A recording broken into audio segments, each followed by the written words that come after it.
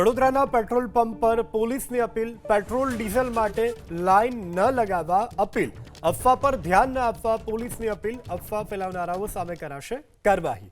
Police loud સ્પીકરથી વાહન ચાલકોને appeal કરી રહી છે. કેટલાક પેટ્રોલ પંપ પર પોલીસ બંદોબસ્ત ગોઠવાયો.